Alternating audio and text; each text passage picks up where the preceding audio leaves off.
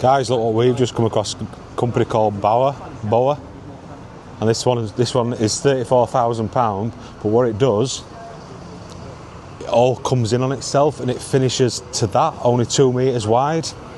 Wait till I show you inside, because it is absolutely crazy. It's got aircon, underfloor heating, it's got L-shaped kitchen, it's got U-shaped lounge at front, what converts into a bed.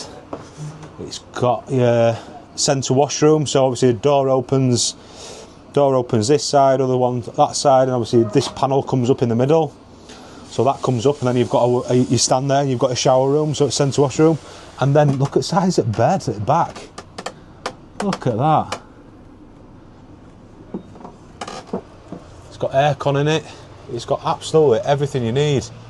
And it all closes in and shuts up to just 2 metres wide.